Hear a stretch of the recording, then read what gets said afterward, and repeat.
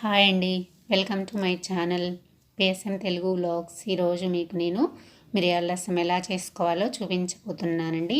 మిరియాల రసం మనకి హెల్త్ బాగున్నప్పుడు, అంటే జ్వరం వచ్చినప్పుడు కానీ, జలుబు చేసినప్పుడు కానీ ఇలా రసం పెట్టేసుకుని తిన్నారంటే మనకి చాలా రిలీఫ్గా చాలా బాగుంటుందండి. చాలా టేస్టీగా కూడా ఉంటాయి. ఈ రసం ఎలా చేసుకోవాలో చూద్దామండి. ఇప్పుడు నేను ఒక గిన్నె తీసేసుకొని అందులోకి 3 గ్లాసుల వాటర్ని పోసుకున్నానండి. మీకు ఎక్కువ కావాలంటే ఒక గ్లాస్ ఎక్స్ట్రా పోసుకోవచ్చు, మీకు తగినన్ని.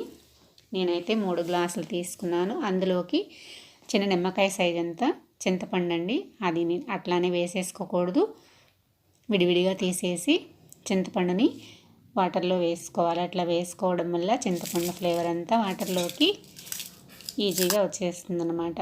6-7 ఎండుమిరపకాయలండి, కారానికి సరిపోను. అంటే మనం ఇందులో కారం వేసుకోము కాబట్టి ఒక టమాటా తీసుకొని చేతితోటి ఇట్లా నలిపేసి వేసుకోవాలి. అందులోకి 2 కరివేపాకు రెబ్బలు ఈ నెలతోటి వేసేసుకుంటున్నానండి. అట్లా వేసుకోవడం వల్ల టేస్ట్ అనేది చాలా బాగుంటుంది. కొత్తిమీర కూడా కాడలతోటి తుంచేసి వేసేసుకున్నానండి.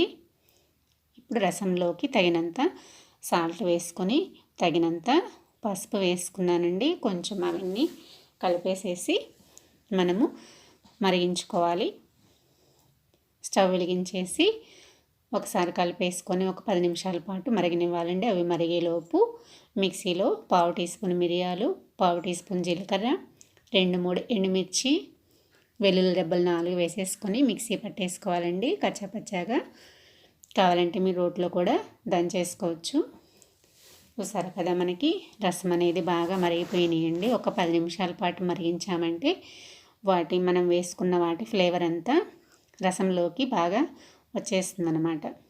ఇప్పుడు స్టవ్ ఆఫ్ చేసేసుకొని ఈ రసాన్ని వేరే గిన్నెలోకి వడపోసుకోవాలండి.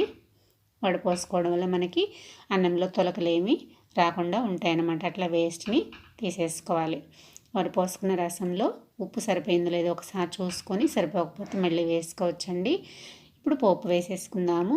ఒక గిన్నె పెట్టేసుకొని అందులోకి 2 స్పూన్ల ఆయిల్, 1 స్పూన్ నెయ్యి వేసుకోండి. నెయ్యి వేసుకోవడం వల్ల చాలా టేస్ట్ వస్తుంది. 2 ఎండుమిర్చి వేసుకోవాలండి. తర్వాత ఆవాలు, కొంచెం జీలకర్ర వేసుకొని చిటపటలాడిన తర్వాత మనం మిక్సీలో వేసుకున్న పౌడర్ ఉంది కదండి, పౌడర్ని అందులో వేసేసుకోవాలి. ఎందుకంటే పచ్చివాసన అనేది పోతుంది కాబట్టి.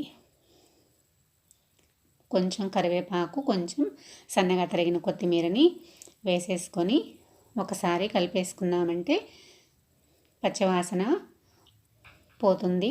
నూనెలో ఫ్రై చేసుకుంటే ఒకసారి అట్లా కలిపేసుకొని ఈ పోపుని మనం వడపోసి పెట్టుకున్న రసంలోకి వేసేసుకున్నామంటే మిరియాల రసం అనేది మనకి చాలా టేస్టీగా రెడీ అయిపోతుందండి.